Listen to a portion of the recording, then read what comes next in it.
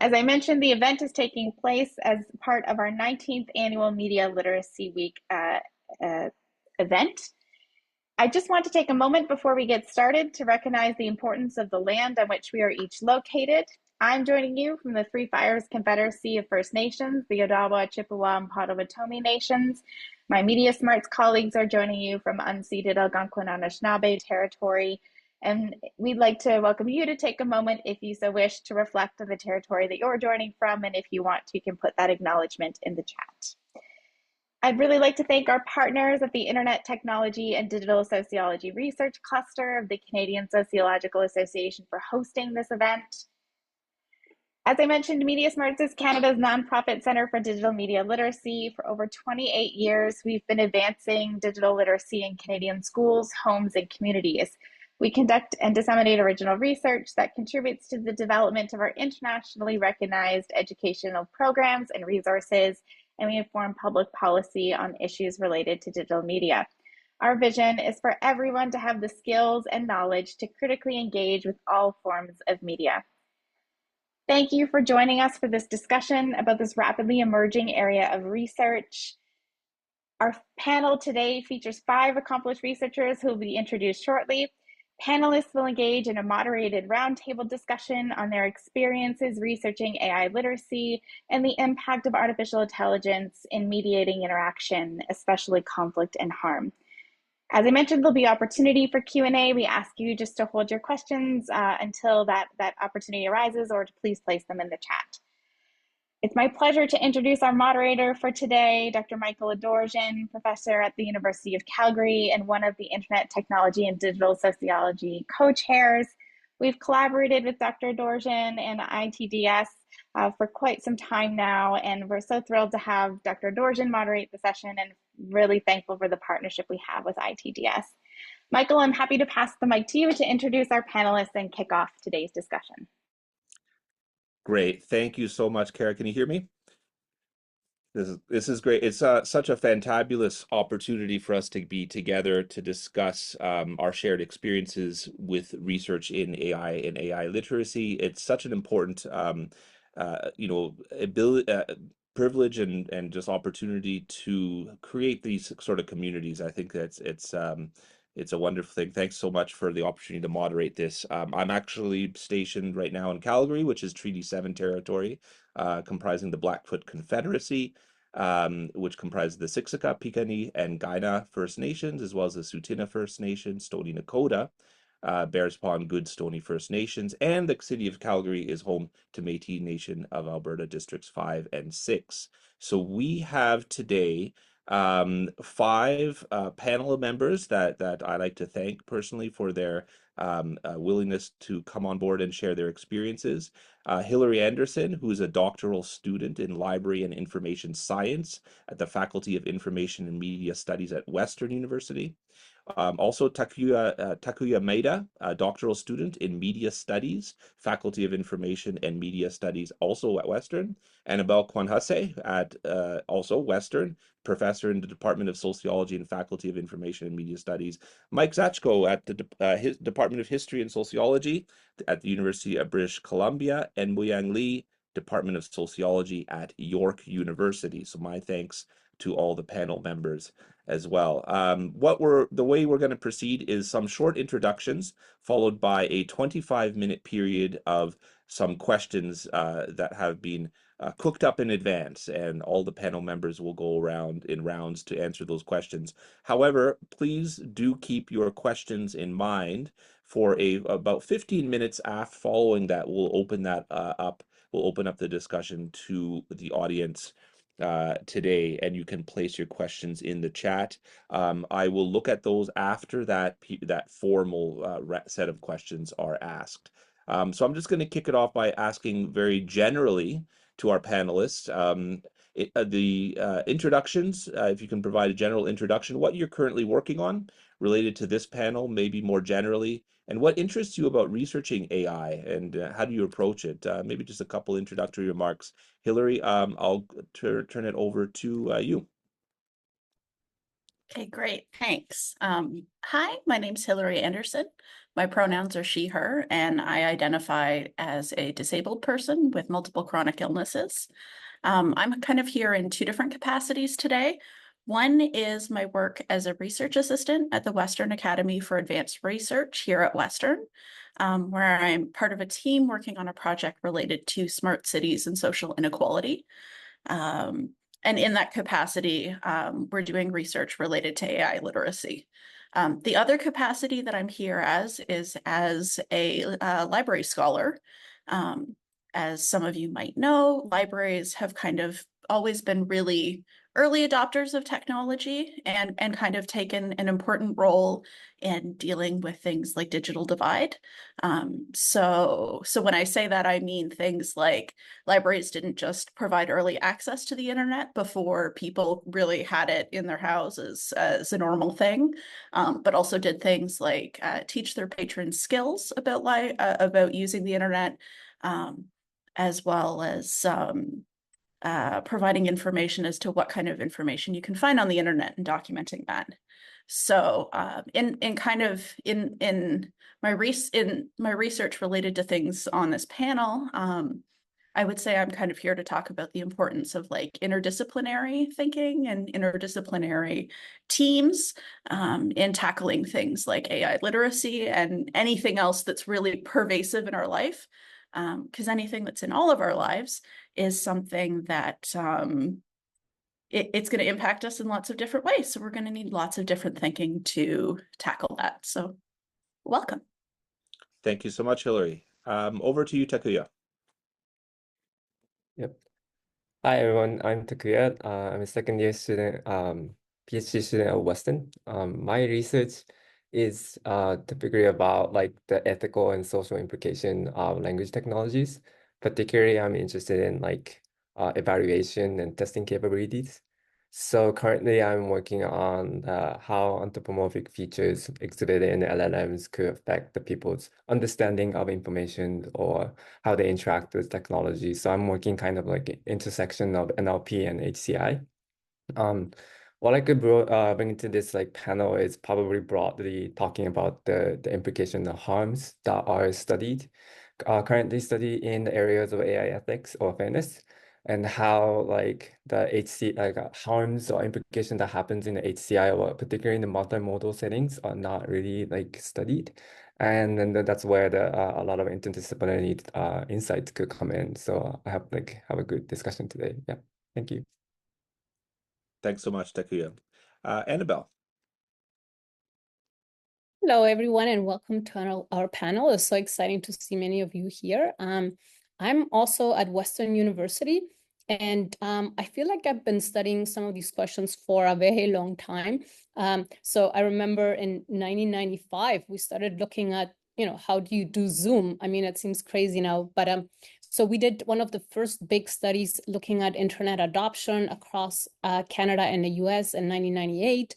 And again, my research team did one of the first studies looking at, Canada and digital inequality. So some of these questions, have been at the forefront of the kind of research that I've been doing, and also trying to reverse some of the discussions around inequality, focusing more at digital inclusion and questions like that. I mean, I have written on AI, but I seriously I didn't really think I would seriously study AI. That was something I kind of stumbled open. My research focus for the past, I would say, decade and a half have been on social media. And I think it was, as we were kind of studying social media business as usual, we started realizing that a lot of the information and, the way that our, participants, in particular, let's say, for example, when we were studying activists, they were feeling very frustrated by algorithms. So something that came up, and I love doing interviews, so a lot of the work was just, talking to participants. So they would often comment on this algorithm as if it was something that had agency, that somehow impacted their lives, impacted what they were able to do. So I quickly realized that I couldn't really ignore AI, even though, I mean, I think the literacy question is an important one, because I don't want to claim I know exactly what AI is. I think that is part of what I see is an important step forward. is just trying to kind of understand, well, what is AI and what is AI literacy? And I'm super excited to be in an interdisciplinary collaborative teams, because some of these questions, I think kind of require, that the kind of interdisciplinary work where you maybe work with engineers, computer scientists, the libraries, sociologists, and just kind of try and tackle the problem from multiple angles. So I'm super excited to be here with all of you today. Awesome. Thanks, Annabelle. Right, so over to you, Mike. Great. Thanks, everyone. I'm Mike Zyko. I'm here on the unceded ancestral territories of the Silk Okanagan peoples, and I've been studying how AI and social theory relate really for the last few years. As a sociologist, I'm interested in how we can connect or how we might need to update some of our social theories. I've been particularly interested in the use of AI in government for government decision making. And then the last, year and a half, 2 years, more so generative AI, looking at representation and image generators, and some co-authored work that's out as a preprint about anti-LGBTQ plus expression and sentiment in large language models. So yeah, that's a bit about me. Thanks so much, Mike. And Muyang, over to you. Thank you for having me. And this is the first time I joined this Media Literacy Week, and I found it fantastic. And my name is Muyang Li. I'm an assistant professor of sociology at York University. And I'm a digital sociologist. That means my research explores how digitalization interacts with democracy and social life. And I have, regarding AI, I have 2 current projects on this topic, exploring how the state and the public response to the automation brought up by AI. And the first is that I want to explore how the public's perception of social automation could develop and engage with conspiracy theory. And the second project that relates to this topic is a collaborative project that is AI governance across geopolitical regions, especially under the situation that we have potential geopolitical conflicts and tensions. So regarding my research method, I use mixed methods. That means I use both the traditional discourse or content analysis combined with text mining, the automated content analysis methods. And I study media content, research articles, government and think tank reports, etc. And probably in the future, I will engage with some interviews. So I think probably what I'm going to talk about today is to reflect on the approaches in understanding AI and how can we connect AI literacy at both individual and the societal level. Thank you. Awesome. Thanks, Muyang. Yeah, there's lots of questions and even more questions I'm sure that have come up even from those introductions. It's such an interesting area where we still don't know definitions of AI and the scope and the range and the practices involved.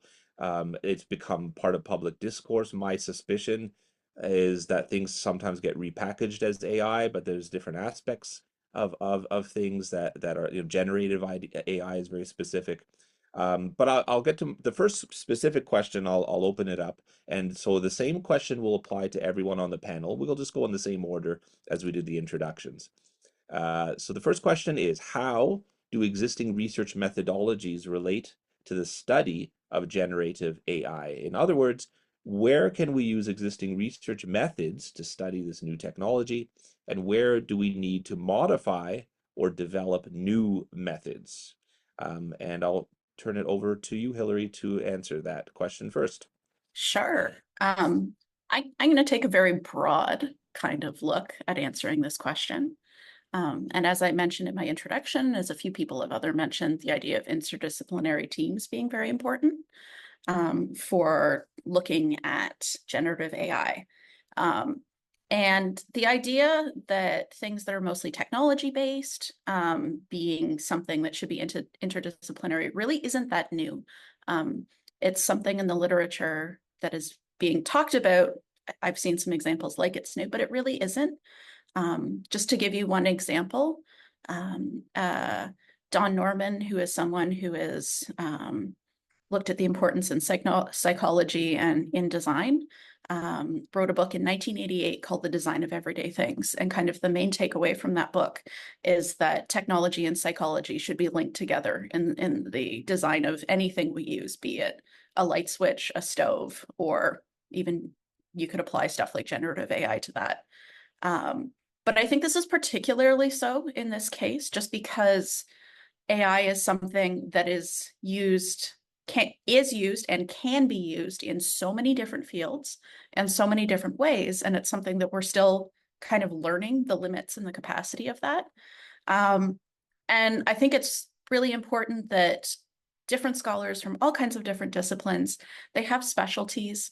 They have certain types of information that they talk about really well. For example, people in social sciences and the humanities talk about people very well. And so that's something that we can kind of bring to that conversation. And I think it's really important as academics to think about what you can pull from your discipline. So like to give an example, in my case, I'm a library scholar, and one of the kind of big leading organizations in our field in North America is the American Library Association, and they have a code of ethics about it's designed how libraries and librarians should talk to users. But I think it's something that just in your entire discipline you can use. So just to like highlight a couple things in there, that it's important to have appropriate and usefully organized resources, equitable service policies, equitable access, and accurate, unbiased, and courteous responses to all requests. Another part of that ethics policy is respecting intellectual property rights and advocate balancing between the information interests of users and rights holders, and not advancing private interest at the expense of library users, colleagues, or your institutions. So I think it's really important to not only think about what you can bring to a conversation about generative AI, but as well as thinking about what sort of skills you in particular have and things that might be kind of transferable skills from your experience that you can apply to this very kind of big, difficult challenge. Yeah, that's really interesting because in an area such as digital sociology, I mean, there's sociology specific journals, there's technologies specific journals, there's New Media and Society, Social Media and Society, those sort of journals. I think a lot of the research that we do is interdisciplinary. It draws on various aspects of expertise across disciplinary bounds and silos, right? And how those things work together. I think that's an important thing to discuss further. Thanks, Hillary. As I go around, if anyone wants me to repeat the question, let me know, because if you need a reminder about that. But Takuya, I'll turn it over to you. Sure. I think in terms of contributing to this areas of research, there's a lot of room for other scholars in other fields to contribute, because currently in, like, for example, like evaluating LLMs, there's like a benchmarks that they can follow, but that a lot of implication happens within the how people interact with technologies. And usually that comes with like a behavioral patterns or maybe like cognitive or behavioral sort of models, like which is studied in the field of psychology or cognitive science or sociology. So like the existing methodology that exists in those fields could definitely translate, but just need to tweak a little bit to adjust the human AI interactions. I think that's like currently, like, I think that what people in the AI ethics of fairness are looking at as well. So there's definitely a room to sort of like getting into that kind of field. The other area is, I think that these LLM, like for example, LLMs contains a lot of biases in terms of socioeconomic biases, demographic biases, or cultural biases, which has been studying a lot in the social science area. So there's a definitely a lot of collaboration that could happen in that area to study more in detail. For example, like how when you like turn the outputs from the LLMs into the embeddings, and how that exhibited like different types of demographic biases or social bias, gender biases. And right now the result is kind of superficial, even with like a text to image sort of in the setting, the results are kind of still very unknown, needs a more in-depth sort of analysis, so need a bigger conceptual frameworks to analyze that kind of result. So yeah, I think there's a lot of room to discuss, I think. Yeah. Absolutely. Agreed. Thank you, Takuya. I'll turn it over to you, Annabelle. Yeah, thank you. Some of you may know I'm the co-editor of the Handbook of Social Media Research Methods. So I do love methods. My students, I teach methods here, so I'm a big methods person. So I think absolutely all the traditional methods can be applied here, in particular when it comes to questions to inequality. I think what I'm really keen on is my frustration with this area, which is kind of what motivated me to move into studying AI. I think there's so much challenge that is the reality, methodological challenge. So for example, we're developing a survey on AI literacy, but it's really hard for us to figure out basics because a lot of the research I did in the past on, let's say, internet use and inequality or inclusion or skill development was rather straightforward to measure. I mean, at the time, we didn't know that. Of course, we thought it was difficult, but now in retrospect, I feel like it was straightforward. When it comes to AI, we have enormous challenges because people may be encountering AI, let's say, in a smart city, but may not be aware of it. Or they may be encountering AI on their smartwatch, but may not really understand exactly how it's interacting or what effects it's having on their behavior. So we were finding it difficult to kind of formulate questions that can get at some of these larger trends. And just another challenge that we're having, for example, one of our studies looks at activists on social media, on Chinese platforms, feminist activists, and the activists talk a lot about the algorithm. So the algorithm, again, as I was saying earlier, has this incredible agency in terms of what they see, what is deleted, how their messages get either algorithmically demoted or upward, graded. So, but it's really hard for us to study exactly what is the algorithm doing, because we can kind of see it through the interviews and through some of our data, but there's no transparency. And I think, Mike, you mentioned it earlier, the kind of invisibility piece here. I'm finding it really kind of frustrating that there are no straightforward methods. And I mean, I've talked a lot about this, but the platforms are really closing up, right? There's for us scholars, it's so much more difficult to get the data, to get even an understanding of what does the algorithm look like, when is it operating, and this is particularly the case in authoritarian states where there is really no transparency at all. So I think there's a lot of methodological work to be done. Lots of issues there, absolutely. I mean, lack of transparency in authoritarian states for starters, and then the big social media corporations that operate in North America, Meta and others, also have proprietary algorithms that we are not aware of.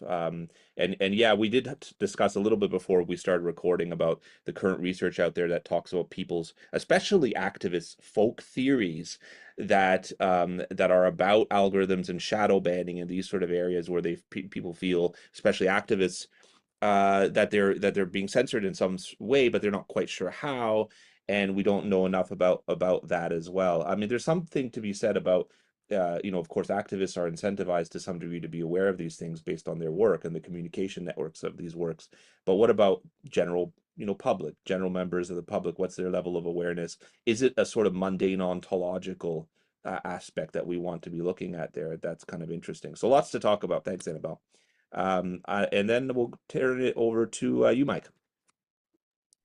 Yeah, thanks. And just following up on what Annabelle said there about the importance and challenge of studying sort of the human side of these uses, interactions, and effects. So I want to focus a bit more on what it might mean to actually study the algorithms themselves. And there's been, quite a few years now in a field that we might call algorithmic auditing or audit studies, a lot of sort of critical work by independent scholars trying to systematically analyze how these systems work. And some of this has been co-opted by industry as well.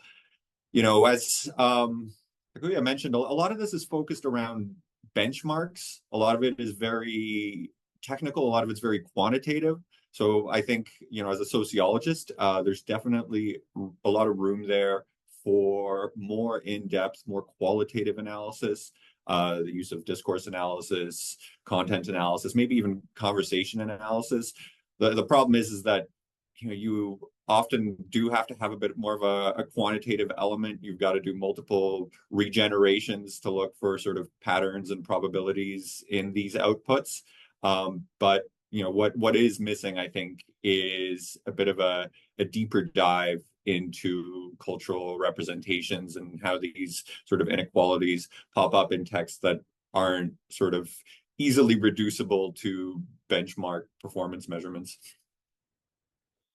I mean, it certainly goes back to Hillary's initial point about multi collaborations with folks with different expertise. There's qualitative, quantitative, and the need for these sort of collaborations when we think about how to put together projects, for example, research grants to look at these things. I think that's an important point. Thanks, Mike. And over to you, Wei-Yang.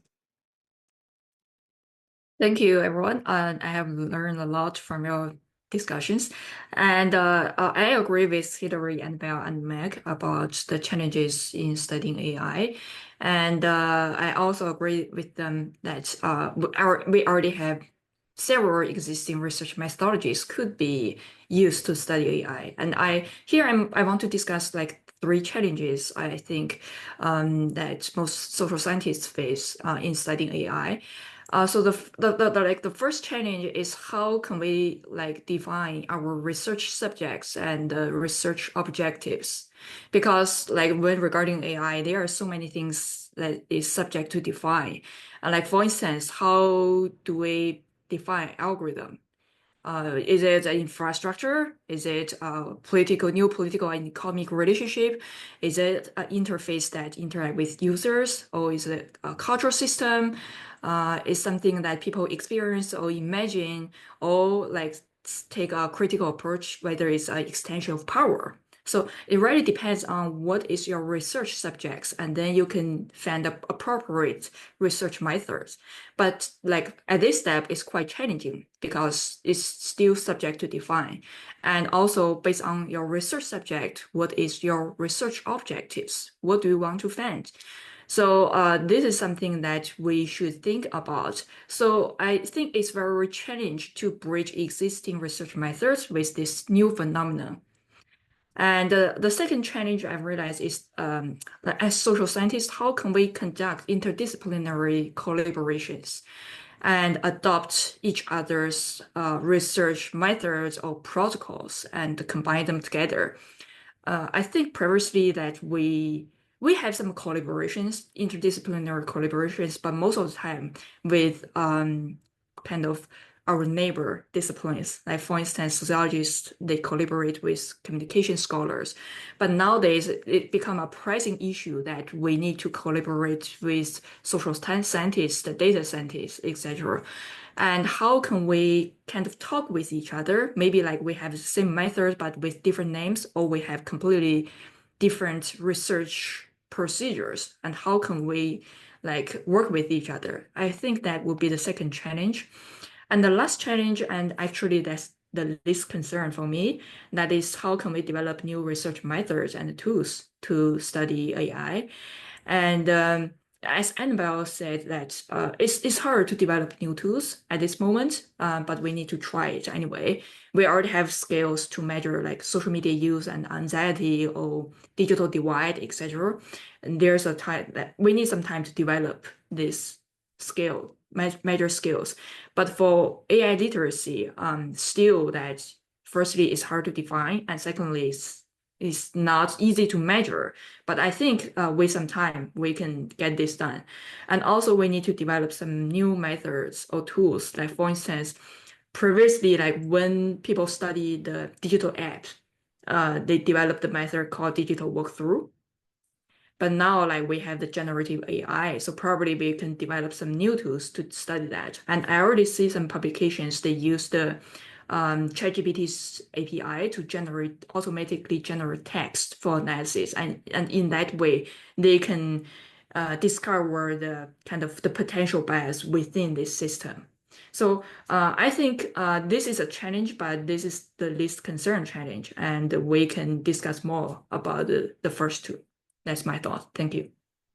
Yeah, really interesting the way that you can actually tease out what the biases are by trying to coax the system into questions in a deliberate fashion, right? If you have that kind of idea in mind. And certainly interdisciplinary work, if we have the mutual goals in mind, shared goals in mind, public awareness, literacy. I mean, that's of course the wider and scope for media smarts as well is raising critical media awareness and what that means. I think AI literacy is part of that, and that definitely relates to the next question, which is what kind of AI literacy can we expect? Or how can we develop AI literacy given how opaque, as we've discussed, right? Opaque a lot of these systems are. I'm going to turn it back to Hillary with that question.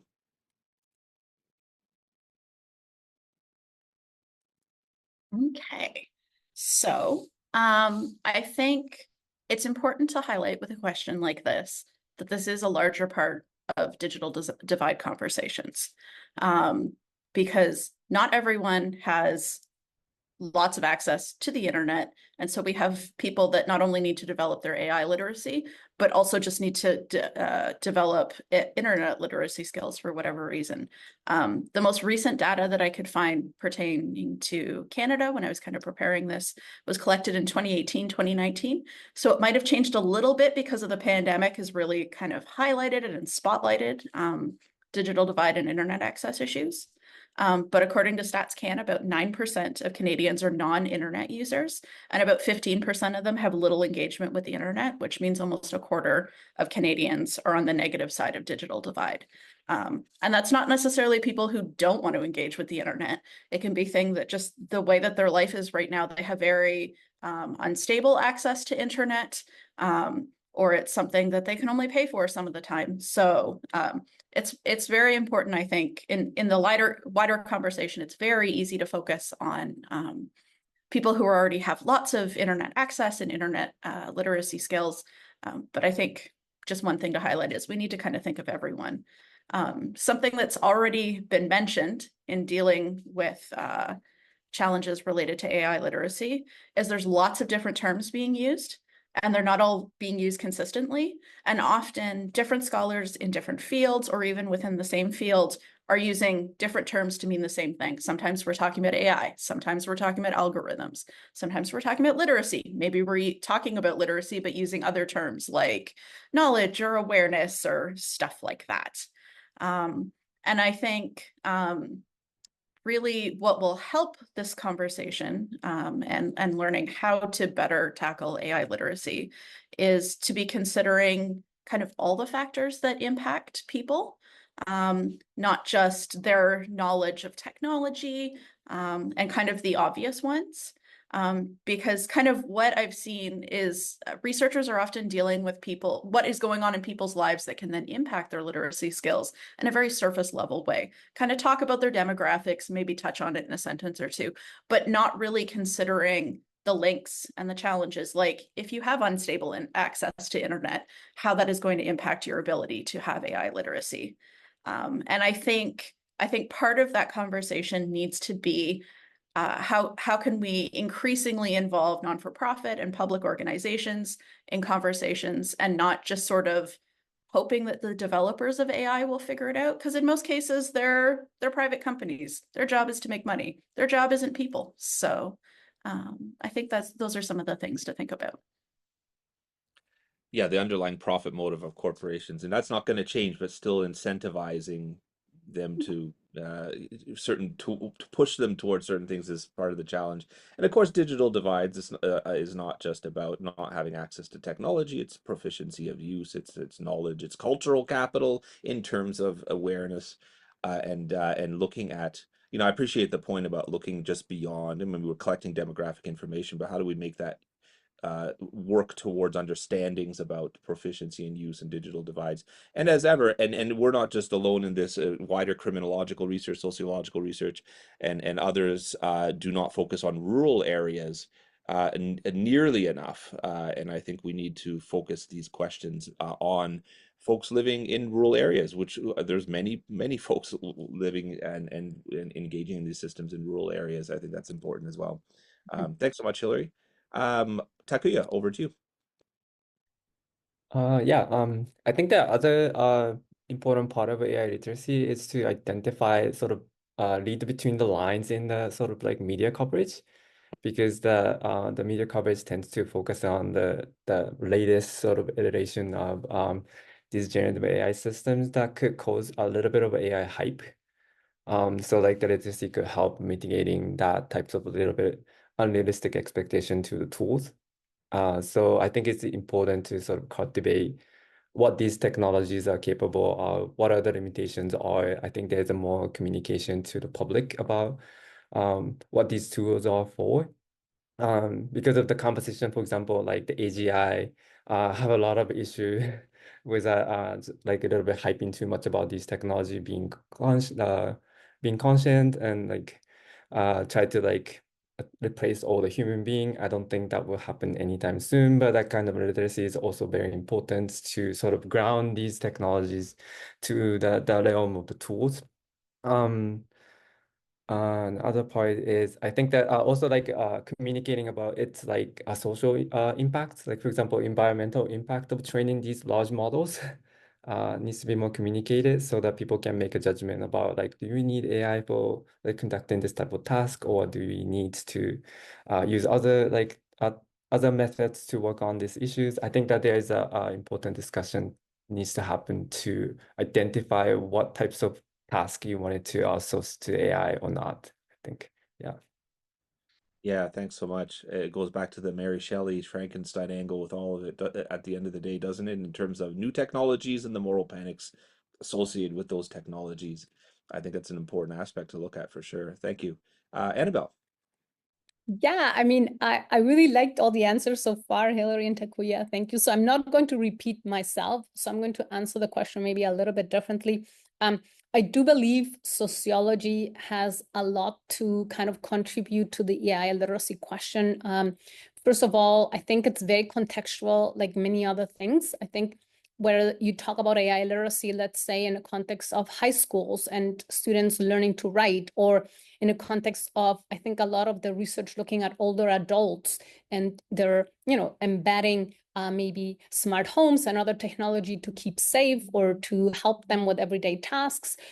So I think really looking at that kind of contextual piece is important. I also believe sociology can contribute in terms of the life stage. What life stage are you? What kind of transitions are you undergoing?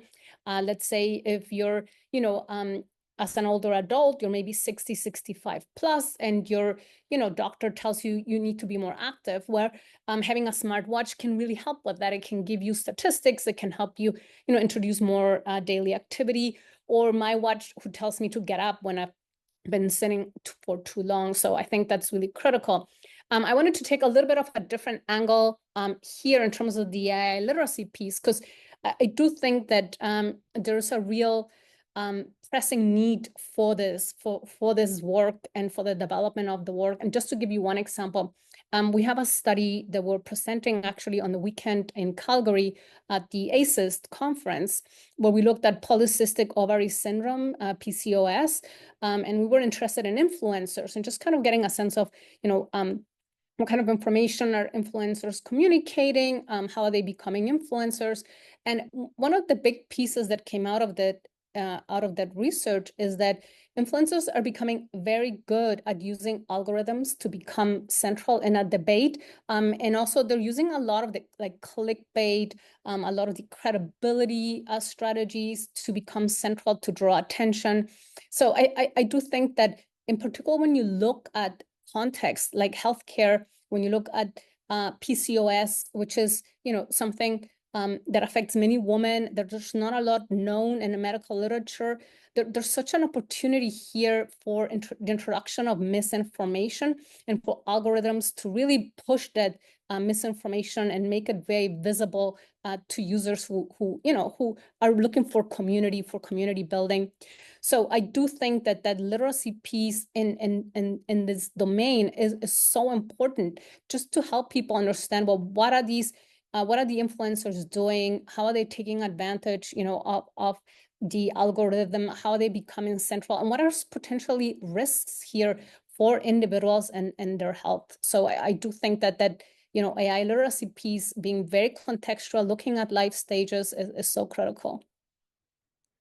Yeah, and influencers, I mean, they're also incentivized, of course, to be aware of these things, and a lot of the ones that are trying to get their message out, whatever that message might be, some of them have certain strategies. I've seen some create secondary accounts, so they have a main channel, and then there's a secondary one that's smaller, fewer, subscribers and all that, but they often sometimes just overtly talk about the sense of authenticity that they can have from a secondary channel, that they're not beholden to the algorithms and stuff. So there's definitely conversations there, and interesting thing to look at in terms of a wider sociology of social influence is something that I think is really important, of course. So thanks, Annabelle. Over to you, Mike. Great, thanks. So like on the opacity piece, I found myself becoming increasingly sort of critical or radical about these things, and I really don't want to be doing the work that industry should be doing to be more transparent. I don't want to be, systematically measuring the performance of these systems and showing how they change over time, when that should be, more of the responsibility of these companies. I think as independent scholars who aren't beholden to industry, we really need to be saying the sorts of things that industry doesn't want to say, right? Like, as Takuya mentioned, we got to avoid fueling this AI hype.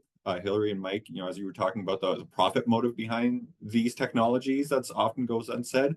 We should be talking about environmental impacts. We should be helping people recognize the amount of water usage every time they run a series of prompts, or how we're keeping coal-fired plants open and we're restarting nuclear plants to fuel these technologies. Like, this is a huge shift in our energy uses that's contributing to climate change. We should be talking about how these text-to-image generators promote white supremacy and the sorts of representations of people that they generate, or sexualize women and girls. Like, the sorts of more critical pushback that isn't going to come from these companies themselves, or the sorts of scholars that are looking for opportunities in these fields, I think opens up a space for other scholars to help promote a more critical form of AI literacy. Absolutely. Not to mention the wider critiques and debasement of sociological knowledge and critical race theory, and the attacks on these sort of systems of knowledge that are, in many respects, that's one of the wider challenges of actually getting those messages out. I agree. Thanks, Mike. Moyang? Yeah, thank you. I found this question very interesting because, like, it said, how can we develop AI literacy given how opaque a lot of these systems are? And actually, I think the opaqueness of the AI system is mostly missing in the AI literacy or training, or let's say this approach to help people to get familiar with AI. So usually, like, when we talk about AI literacy, we usually regard to like how to raise people's awareness, increase their knowledge, improve their skills, experience, develop critical thinkings, increase individual agency. But we didn't tell them like how can we deal with the opaqueness of AI. So we don't expect people to learn everything about AI. But like sooner or later, they will engage with something that they don't understand. And this will happen a lot in the AI era. So how can people deal with that? And one of my current research is how people's understanding of algorithm or social automation lead them to develop conspiracy theories. And they think this is a good way to use, like, the conspiratory community think this is a good way to use critical thinking. And they have the experiences, they have the interactions with AI, and also they have some of the knowledge to understand like the basic functions or operations of the AI system, whereas it led them to develop this conspiratory thinking. So I think it's very important for the future of AI literacy to consider or include about the skills about how to deal with the opaqueness of AI. So like, for instance, if an user suspects that he or she has been shadow banned, and then what's next? Of course, you can you can kind of develop conspiracy theories, seeing that you are being monitored, targeted, or if maybe you can seek help from a community, or you can ask the company to be more transparent. So these are all approaches that need to be done, or at least some steps that could be included in the AI literacy. And another issue is that for AI literacy, we usually focus on at the individual level. So we train the individuals to kind of be more aware about AI system, to learn some knowledge about that. But the issue is that the AI, the algorithmic harm is not only happen at the individual level, and it shouldn't be solved at the individual level. We need to connect this with a collective efforts. And I found it's very useful that like in your events, there's a session about digital citizenship. And I think that could be one of the way to go. So that is to incorporate this digital citizenship in the AI literacy, to let people form collective or community-based efforts to increase public engagement, raise awareness about the unexpected impacts of automation, and increase that the like civil society's power in shaping the future of AI. Like for instance, whether we could use crowd intelligence for algorithmic auditing, or we could increase the public engagement in AI governance. And actually, this is something that's being included in many of the reports and the suggestions for AI governance. We don't want to see the further consolidation of power by the tech companies or the government. So the public should also be part of this process in shaping the AI governance. So I think digital citizenship is also something that need to be included in the AI literacy. Thanks, Muyang. And it does connect in many respects back to what NML was saying as well about media literacy pitched to different people in the different ways. For younger students, digital citizenship is extremely important. Of course, there's sometimes a couple talks in early September in schools, and then not much after that. And these messages get introduced with increasing eye rolls to students when they're older, making these things relevant. I mean, if you can link it with younger students, if you talk about, let's say, influencers and the influencers they are watching, and having that part of the conversation. So I think digital citizenship is key, but then catering that to particular age groups, I think, is also relevant. So we are almost out of time, but I'm going to open it up also now to questions that anyone here has who's in the Zoom chat. Thank you for joining us, by the way. We have a good group of folks here, in the audience, or whatever you phrase it in Zoom. I don't know what it is, but if anyone has questions, please feel free to use the raise hand feature of the chat, or type in a question or comment in the chat as well. Anyone have any questions or comments for the panelists? Something that came up while we're talking?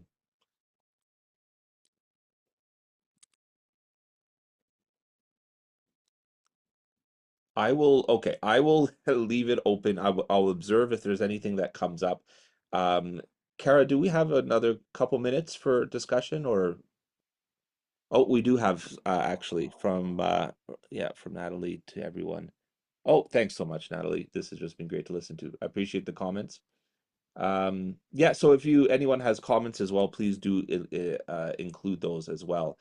I guess maybe one of the question I got lots of questions myself, and we can talk about this probably for another hour easily, but maybe there's enough time to talk about how to incentivize corporations to be more transparent with these things. Is there a way to go about doing that, or when it comes to these sort of things? Or maybe there's a question here.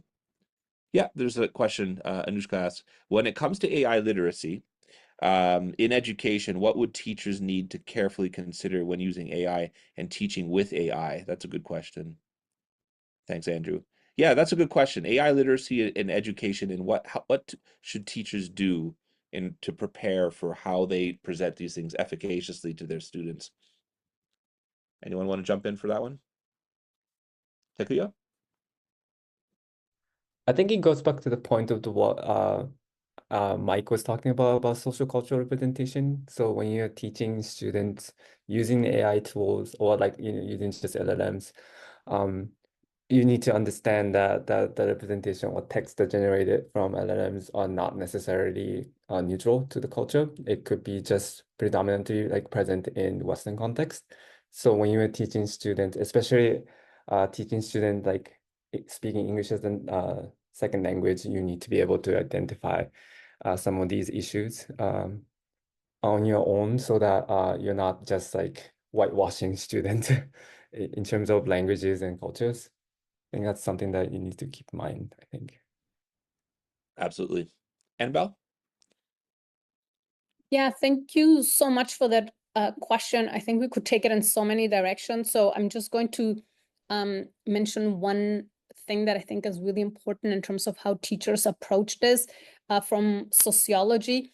When we've looked at studies of other technologies, I mean, it's always good to look at the past because some of it is similar. One of the things we have noticed is that there can be quite a bit of inequality built into how the literacy is taught. And what I mean by that is research done in the States looking at the use of smartphones in the classroom have shown that there are clear differences in the approach of how teachers often view these newer tools, right? These kind of the latest tool in terms of the students' use of the tool.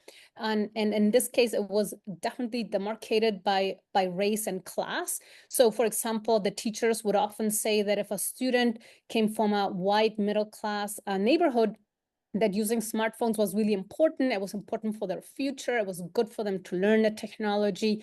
But if students were Latino students and they came from lower class, working class kind of communities, the teachers would say, no, it's not really good for you to learn. It's distracting you. You should stay focused on the learning. So I would say definitely understanding these larger socioeconomics.